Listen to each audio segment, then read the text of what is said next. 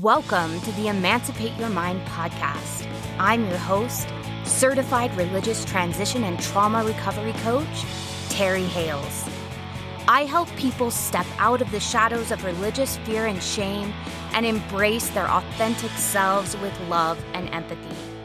If you're ready to throw off the shackles of learned binary thinking and explore a more nuanced approach to life, this is your playground.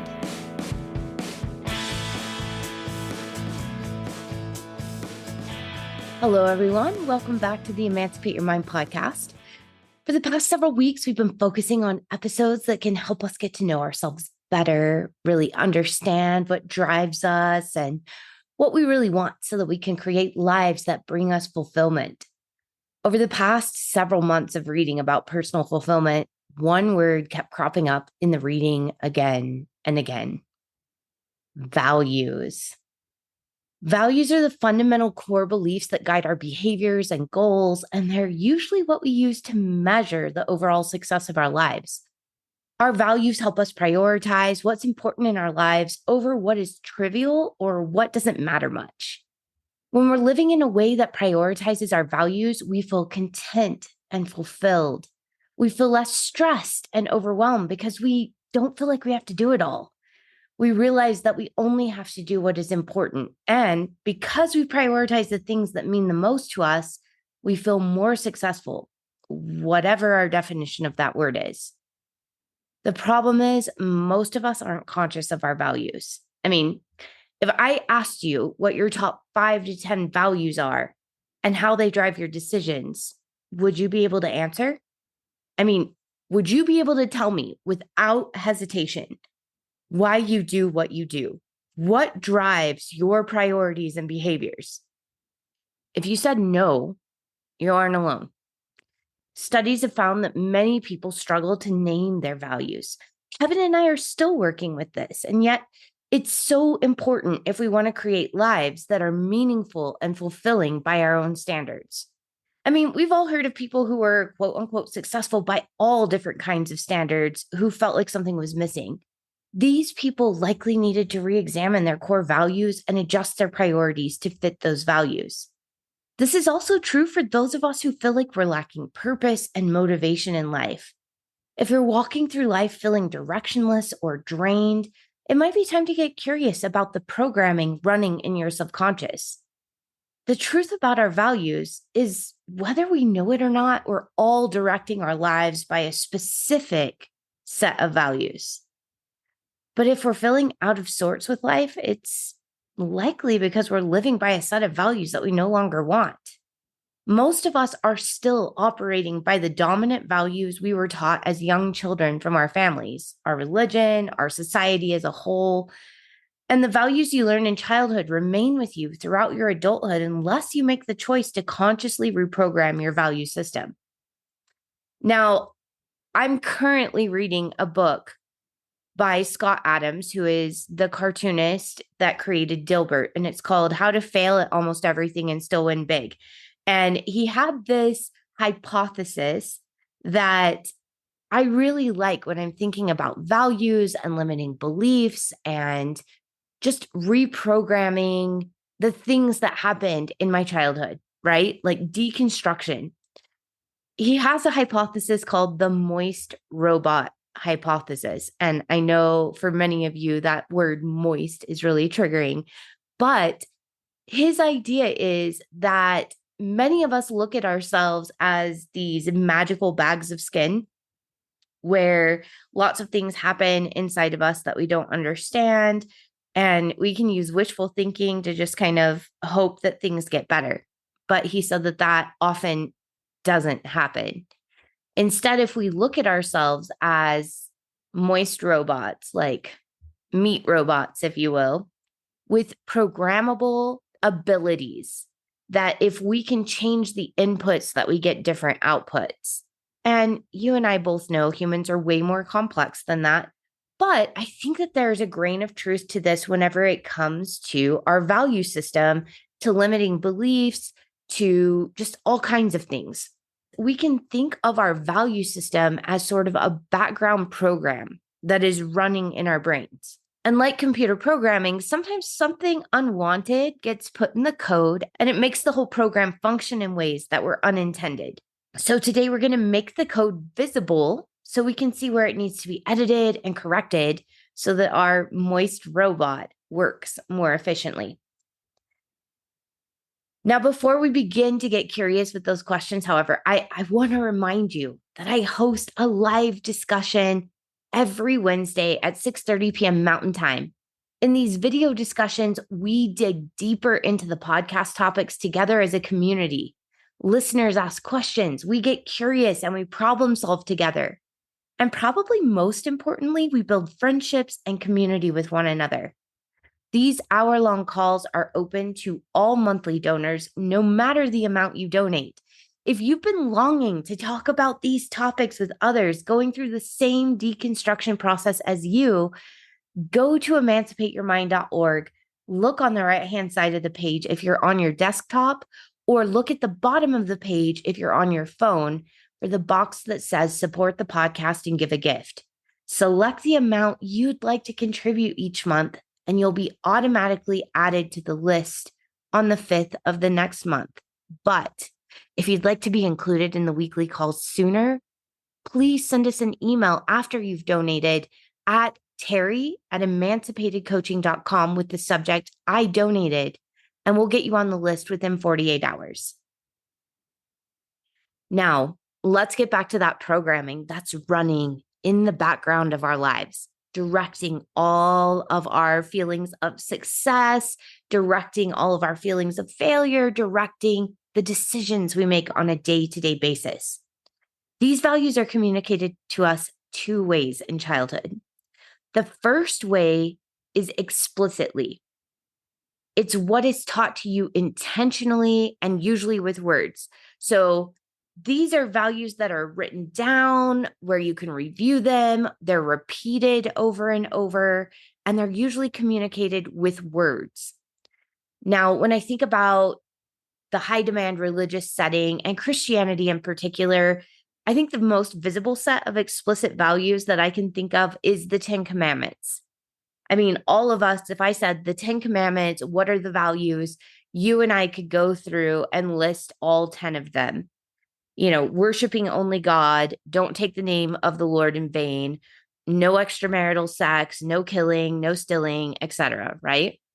And from the 10 Commandments, what we can pull out is that, God first. Even if you look on Christian websites today, if you look up Christian values, God first is one of the things that comes up the most.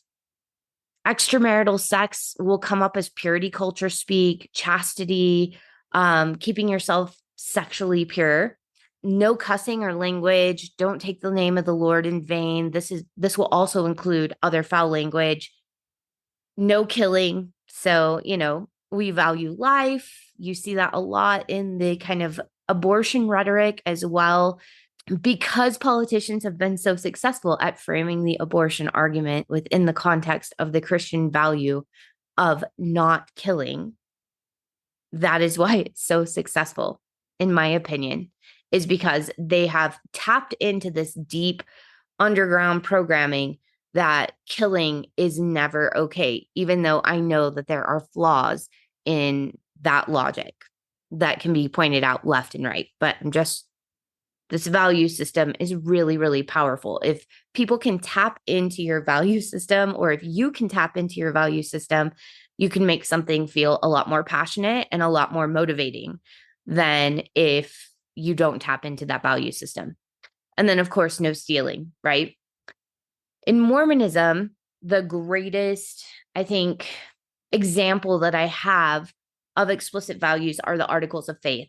So within the Articles of Faith, like in Article 3, obedience is one of the very first values that is laid out as a Mormon value. It's explicitly stated, all mankind may be saved by obedience to the laws and ordinances of the gospel, which we know means obedience to the church and its leaders within the context of Mormonism.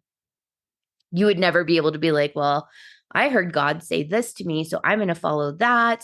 I understand the gospel this way, so I'm going to follow that and be obedient to that. There is no personal authority. This is obedience to authority aka church authority. Other values that are in the Articles of Faith, ordinances are really important to Mormonism, specifically LDS ordinances performed by ordained men.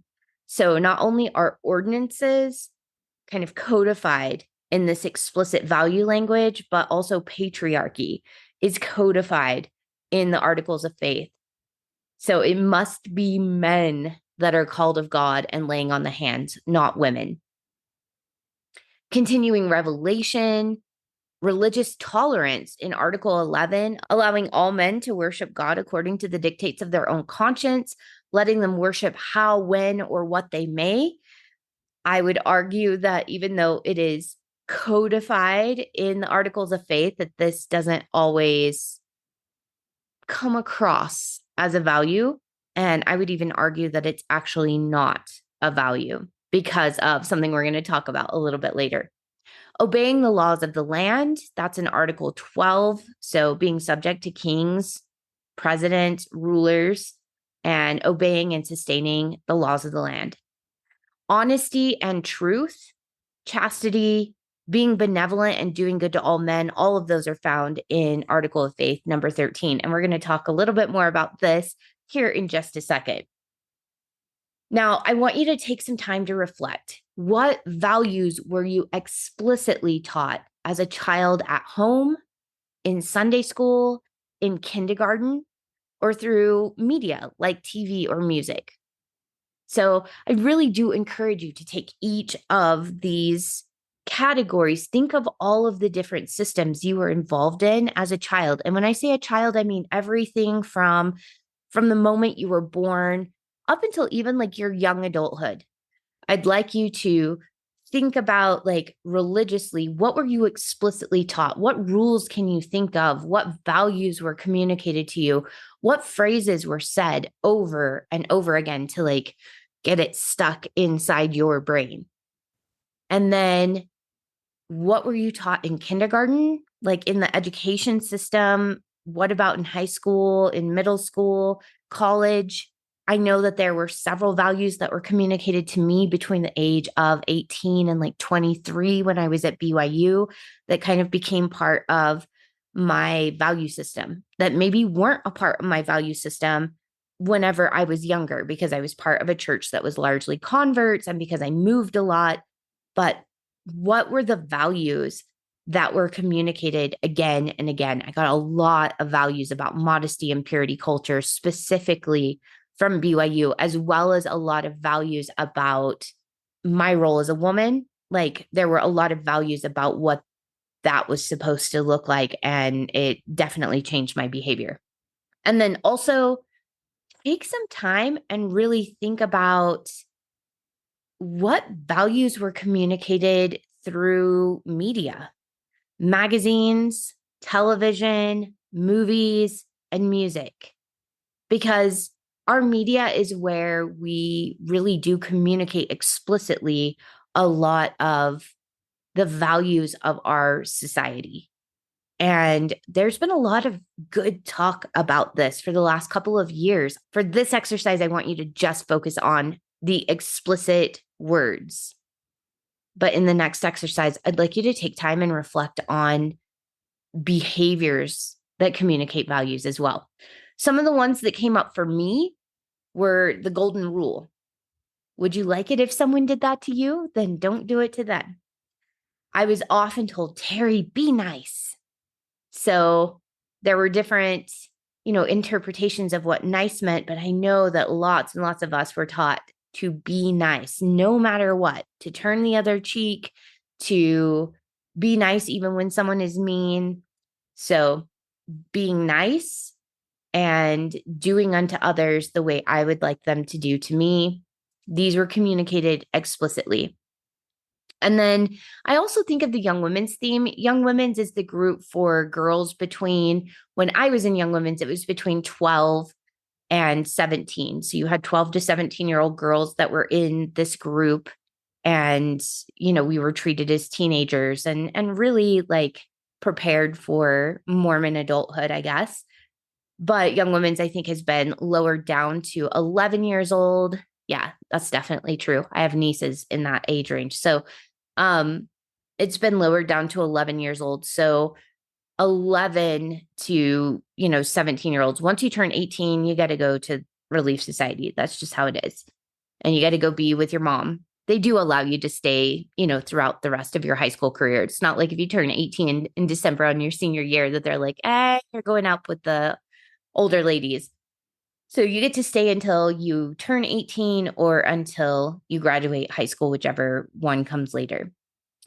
But there was a theme that we would stand up and we would say every single week, and it communicated a lot of values. Some of the values were missionary work, standing as a witness of God at all times, in all things, and in all places. So, missionary work or proselytizing or just like being an example was a value that was instilled into me. Being prepared to strengthen home and family. So the value there was being moms and housewives. Some could say that the value there was family, make and keep sacred covenants. So getting married in the temple, that's what's actually being communicated there to the women. And enjoy the blessings of exaltation, which for young women, this is speak for staying faithful and obedient to the church, to our husbands for the rest of our lives. So, what about you? What were some of the things explicitly expected of you in your family, religious, and societal systems? If you didn't take time earlier, take that time now and really allow yourself to think about that. Because so often, if you're like me, you hear this, it goes in your ears. And if you don't take the time to actually really get curious with it, this is going to stay this kind of subconscious, unclear idea that you don't have language wrapped around. And until we make the implicit explicit, until we really get clear about what that programming is, until we can see, what's actually written on the screens of our brains, we can't change it. We have to be aware of it. We have to be conscious of it. We have to have language for it before we can change it. So take some time and reflect. What were the values you were taught? My guess is you had specific language taught to you about your behavior when it came to being a good person and what that looked like. You had language taught to you explicitly about what it meant to be either a man or a woman. You probably had language specifically taught to you about sex, mating, marriage, and those kind of rituals, which may have included, body shape and size. It may have included dress and grooming. It may have included just all kinds of things. You were likely taught values around money and business and work and education. So many values. So lots to get curious with here. All right. The next way that we're taught our values is implicitly. We learn by observing the behaviors of others. And we specifically learn what behaviors our certain culture, whether family, religious, or societal, we learn which behaviors our culture rewards and which behaviors our culture punishes. So it's not that we're just watching other people's behavior and, picking up values in this kind of like nebulous way. Our brains are incredibly amazing computers. They are storing the patterns of what gets us the most recognition, praise, acceptance, validation, power, money, resources. Our brains are looking for those things. And we're noticing this from the time we are tiny. What gets the people around us the most acceptance? What gets the people around us the most love and recognition, food, all of that. And it pays attention to those behaviors and creates values from what we notice is being rewarded and what we notice is being punished. This is survival. Our brains are looking for the patterns that make it most likely for us to survive, to be included in the group, to be recognized, to be given resources so that we can thrive and flourish. And you are no different. You learned these values the very same way. So before I get into specifics, I want you to think about the various cultures you came from. And I want you to think about, what did you implicitly learn? So for instance, in my household, I got super celebrated whenever I got straight A's, whenever I got academic awards, whenever I was well-spoken or I sounded really intelligent. I learned that education was hugely important to my family. If we're looking at society as a whole, I just finished the book Token Black Girl by Danielle Prescott, and she talks about the rewards and punishments within the fashion industry and within Western society. She talks about what beauty ideals are rewarded, who gets hired, who gets published, who gets invited back for interviews, who is seen as a fashion icon, who is seen as like the hot person to follow, who sets the trends. Those are all rewards within our beauty and fashion industry. And those are communicated to us through media, through the magazines we read, through the movies we watch, through the television shows we watch, who shows up on the news.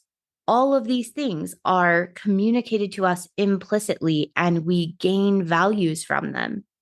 Up until recently, I didn't realize I was operating off of Western societal values in like beauty and fashion, I guess, that valued youth, that valued being super, super skinny, that valued always having, really up-to-date clothing.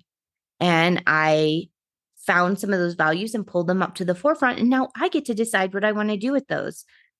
And I'm reevaluating some of those values and deciding, do I want to live my life by those? Or are there other things that I would rather live my life by? I would like you to do the same. Really get curious. Again, with all of those different aspects of life, what was valued? And you can tell by what was rewarded and what was punished. See if you can put language to those things. All right. Now, the next problem that comes up is that sometimes what we're explicitly taught in a culture is not in sync with what we're implicitly taught in that same culture. So what's that saying? Do as I say, not as I do. But as a Stanford psychologist, Barbara Tversky says, not only do actions speak louder than words, they often happen first and faster. And she argues that to really understand how people think, we have to observe how people act. So we can say one thing with our words because this comes from our conscious brain, but subconsciously, sometimes we act in ways that are not in sync with the words that we're saying. This is super true in organizations, both business, religious, educational, and I would even say societally. Several business magazines in the past 5 years have published articles focused on authenticity, which is why we're doing this podcast right after my ones with Chris Peck. Because while I was researching for those podcasts, I was finding these articles in the business world, and I found it curious that often companies who profess a set of values publicly and in writing, their explicit language, right? What they use for their PR, what they use for their newsroom broadcasts, what they use to sell themselves to the public. They have a set of values and they say, this is what we value. We value loyalty. We value honesty. We value family. We value, transparency, whatever it is. But their actions speak otherwise. And when this happens, businesses are often called out for being inauthentic, quote unquote. The more I thought about this in the context of high demand religious systems and narcissistic family systems, I realized this happens a lot in the cultures where we probably learned our childhood values.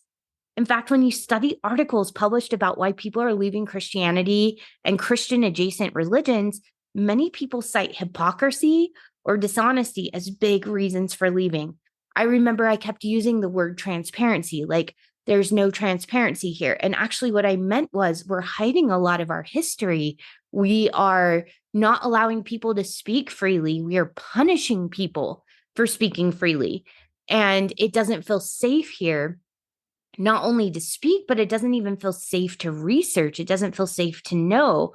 And so it feels like there's a lot of things like purposefully being hidden in our religion. And so this was a huge issue for me. It's what caused me to do my own research and ultimately what caused me to say, I can't stay here. It created a lot of anger for me once I realized that that feeling of there's something not transparent here was actually a bunch of like hidden information that had been whitewashed over. Now, this happens when we're verbally and explicitly taught things like loving our neighbor, helping the poor and needy, and to be a good Samaritan. But then we see those who taught us these things actively doing and saying hateful things to LGBTQ folks, turning away refugees or complaining about refugees or making legislation to make it where it's not possible for us to help and house refugees, and withholding money from the poor while buying another shopping mall. This was another like really huge problem for me with the LDS church. We talk so much about helping the poor and needy. And in fact, that was why I was so faithful about paying fast offerings, because I was like, not only do I want my tithing to go, to wherever it needs to go to help people, but I want to donate extra. I want to make sure that we're helping the poor and needy, only to find out later on the tithing slip, it says that they can do whatever they want with all the money, that tithing funds are to be used however they want, but also fast offering funds do not necessarily go towards people who need food or help with their electric bill or help to make their rent. They can use it to stick it into the Ensign Peak investment fund if they want to. They don't have to use your money the way you allocated it. The president of the church can use it at his discretion in the fine print, bottom of your tithing slip. And so that felt very inauthentic for me as an organization. That felt like hypocrisy. It felt like dishonesty, because I had been taught explicitly, sitting in the pews on Sunday over and over again over the course of, decades, that taking care of the poor and needy, taking care of widows, taking care of people who are down on their luck was what the Savior would do. And I was supposed to be like Jesus. I was supposed to ask myself, what would Jesus do? I was a teenager during that era where everybody was wearing the bracelets that said WWJD.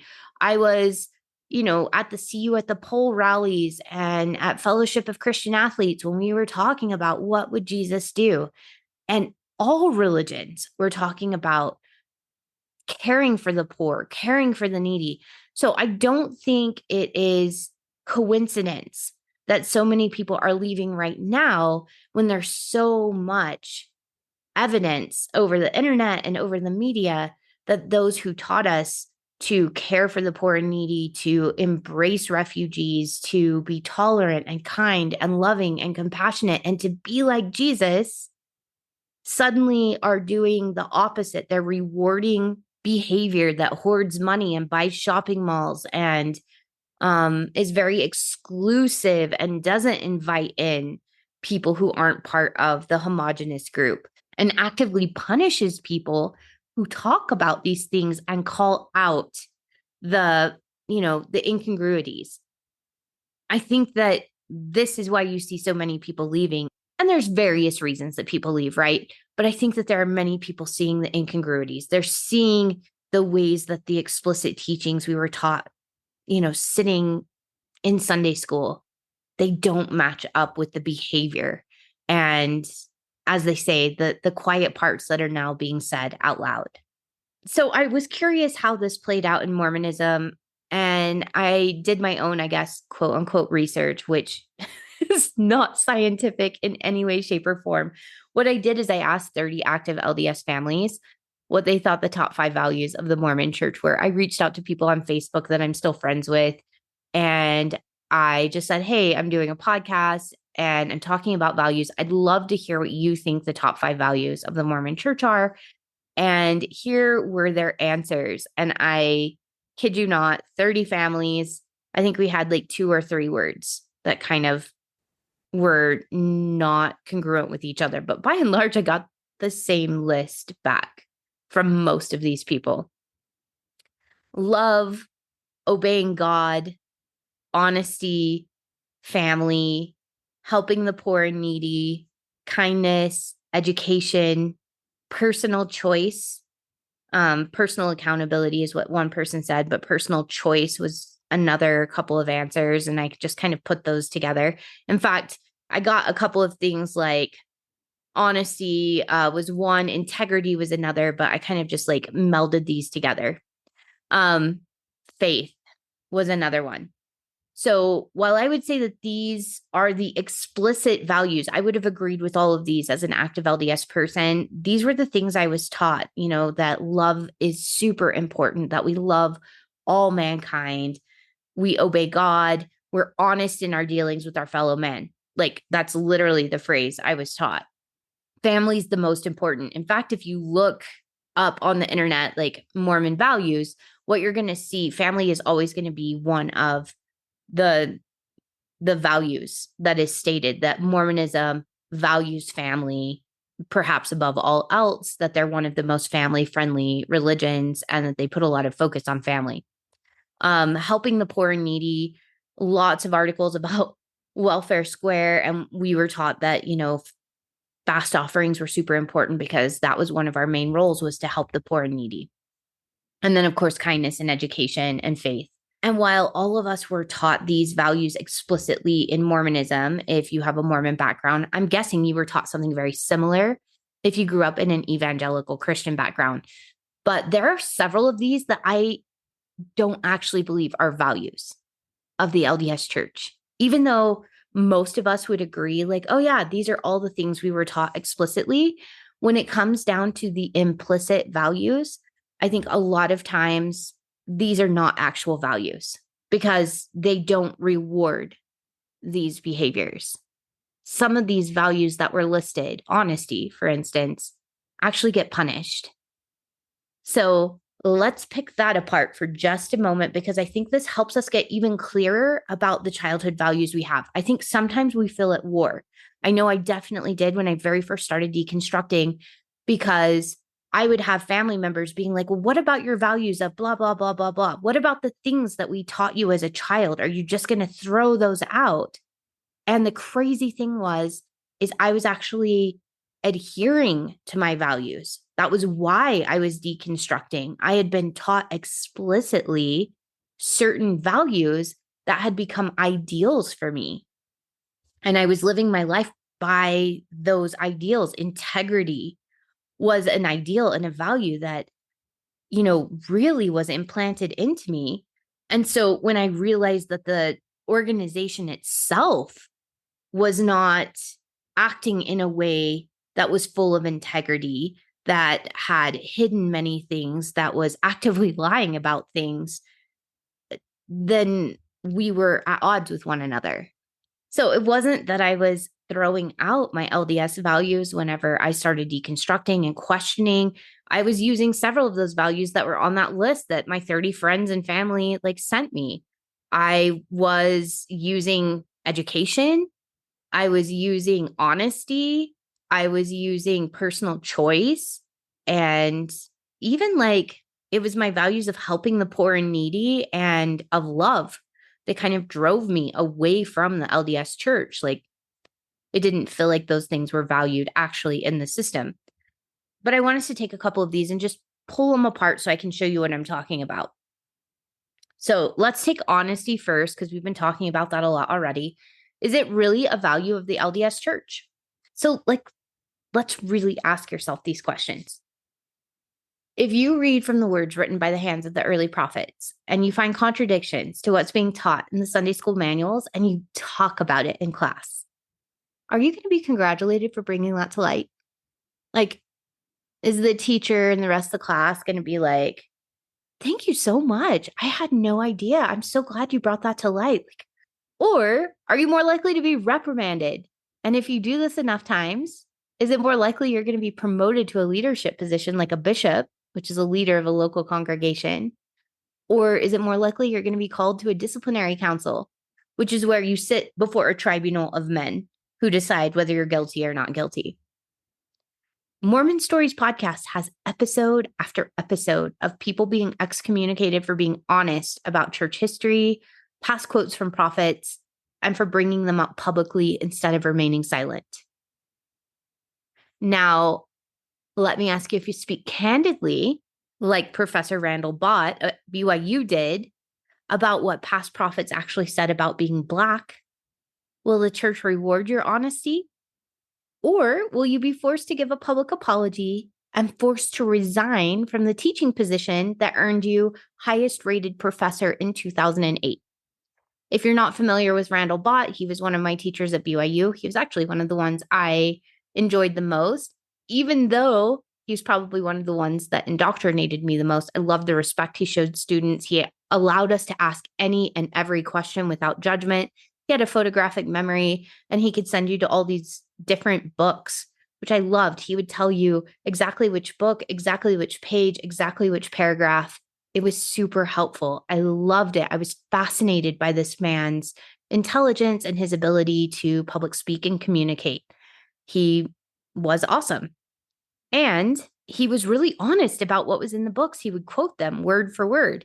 And so a news reporter came to him, I don't remember, probably the early 2010s, like 2011, something like that. He had been rated the highest ranked professor in the United States in 2008.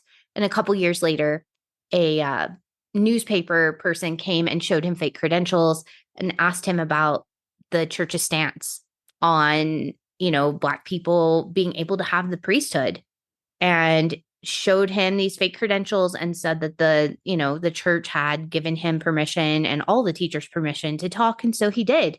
And he used his incredible skills to quote directly from Brigham Young and from some of the other early prophets, some of the racist quotes and why the church had the policies that they had. And of course, it made the church look bad because the church is racist and continues to be racist. It really does. No amount of token people in leadership at the very top or makes the LDS church not racist until it publicly apologizes and speaks about what it's actively doing to fight racism. It is still a racist church. It's still a racist organization. And so because he exposed their racism, he was forced to give a public apology, and then he had to quietly resign. And it was like a huge thing about 10 years ago. And before I left the church, this was a problem for me. It felt like they used him as a scapegoat for something that he was just speaking about. He didn't say the words, he just spoke about them. So by this metric, if we use what is rewarded and what is punished, by this metric, the LDS does not value honesty. They do not actually believe in being honest and true, as the 13th article of faith suggests. They punish honesty. They will call you to a disciplinary council. They'll release you from your tenured church position. They may publicly humiliate you if they need to, if they need you to be their fall guy or their scapegoat. And they could even excommunicate you for your honesty. Now, another value I want to talk about that I was taught explicitly was the value of family. I was taught that family came first. I told you about the Young Women's motto. We were taught to strengthen home and family. But when I was getting ready for a temple marriage in 2000, my non-Mormon grandmother pointed out that the LDS church doesn't really value family, or they would make sure that family, no matter what religious denomination they were, could unite for important things like weddings. She talked about the importance of tradition. She talked about the importance of family ties, and that any church that separated families during these big milestones was actually giving a different message. It wasn't that family was important. It was that something else was important. And I now know that that something else is control and obedience. And I have thought about this statement for the past 22 years. And I believe that she was right. The LDS church doesn't value family. And I say that knowing that it does to a certain extent, but I would say that it's not one of its core values. I think it's one of its peripheral values, but other values come first. So there are rewards for having a family. There are rewards for getting married and having kids. Like there are certain leadership positions you cannot fulfill unless you're married. There are certain leadership positions you probably can't fill if you don't have kids after a certain age. There are things that you must do in order to be seen as a member in good standing. So, to be seen as an ideal LDS family, there are certain rewards that come with marriage and kids. However, so I want you to imagine that the leadership of the church, the authority of the church came to you and said, we would like you to be a bishop. Your wife had just given birth and you had 3 other little kids at home. And, you're in your mid 30s, you're in your 40s, which is about the time, that many people are either called to a bishopric and some people are called to be a bishop. And some men, I should say, are called to be a bishop. Or let's say that you're the woman that just gave birth. You could be like me. I had just had a baby when I was given leadership over the young women's program. So my husband was deployed. We had just adopted Wesley, and I was called to be in charge of like 25 young girls and, charged with being this like really fun activity creator for them. Now, imagine in either of these scenarios that either my husband or I or whoever it is that you're thinking of said to the leadership, I appreciate this opportunity, but I'm really wanting to focus my time and attention with my family right now. We're in a critical time with my kids' development. And, I just want to make sure that I'm helping them feel securely attached to me and to my spouse. We won't be accepting any callings for the next 5 years. Like, can you even imagine if you come from a Mormon background being like, thanks for that leadership calling, but actually, like, I'm prioritizing family? What would happen? How would that go? Would you be celebrated or punished? Would you be offered a leadership position again? Probably not a very big one, right? Can you imagine someone like saying, thanks so much for extending the call of bishop, but right now I'm going to focus on my kids. I think this is especially true with men, but it does happen to women too. You don't say no to a calling. Obedience comes first. Obedience is a core value. Family is, I think, more of a peripheral value, according to what gets punished and what gets prioritized in the LDS church. So because the LDS church has proven by their rewards and punishment system over and over again that they value obedience and service above everything else, even above the PR front that they have, that families are the most important thing to the church. Families are not the most important thing to the church. Obedience to church authority is. So I'm not going to say that family is not a value, that it's not important, but it's not the most important. I would say it's not even the 5th most important or even the 10th most important. Making the church look good and all of the values that go with that are what is most important in the church. That's obedience, that's service, that's missionary work, that's I think your appearance and your dress. I think it's your education.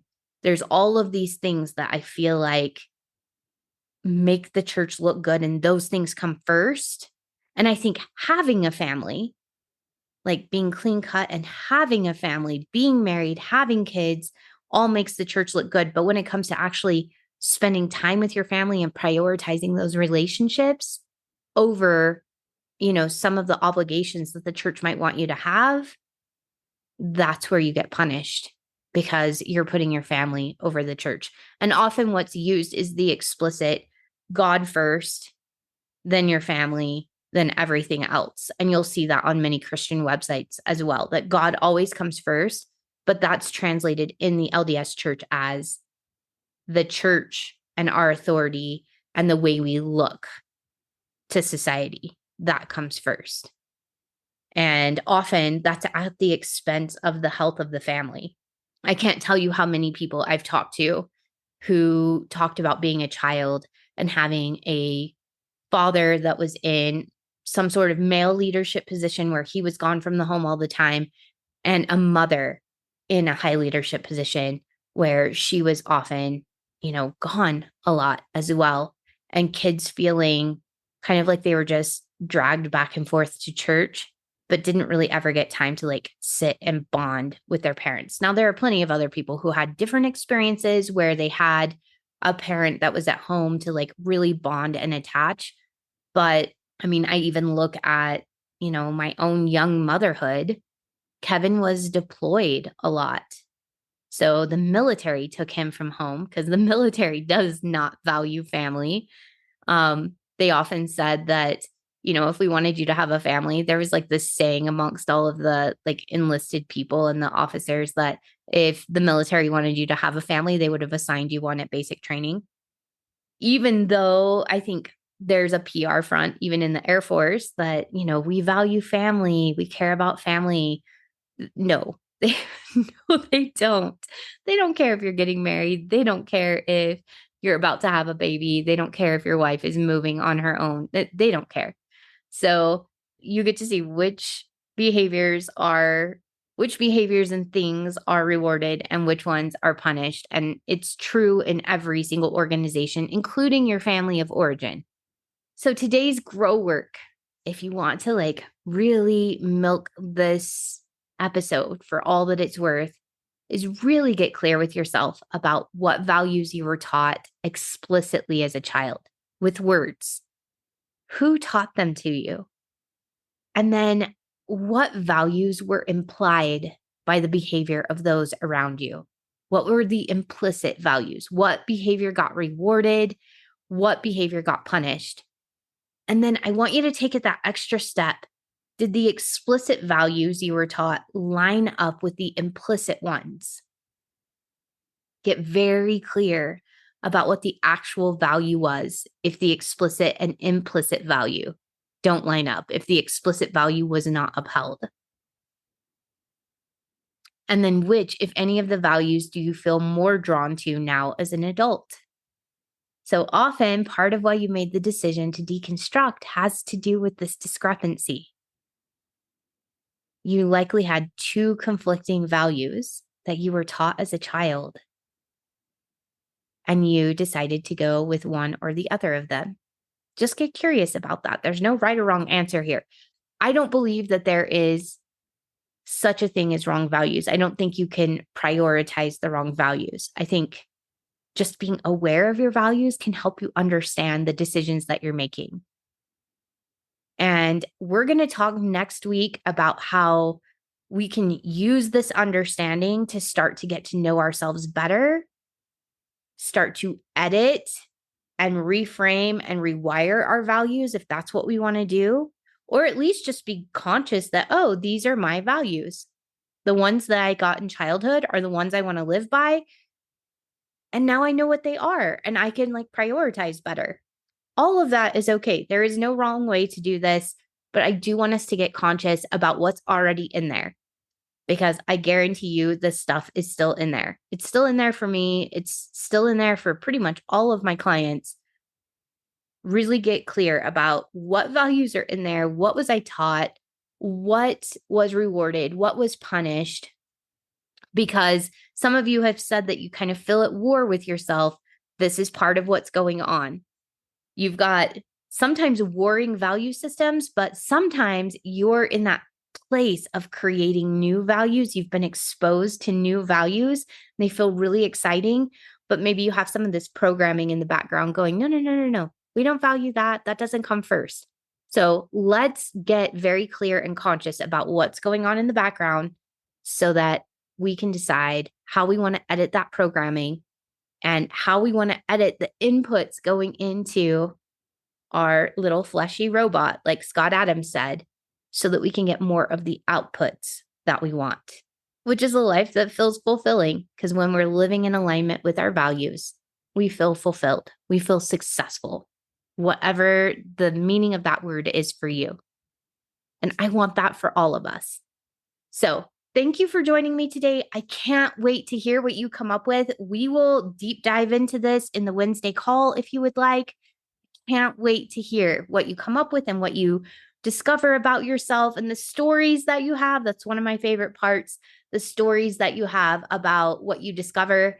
And I will talk to those of you who are monthly donors on Wednesday. And everyone else, I'll see you next time. Thank you so much for spending your time with me. And I'll see you next Sunday.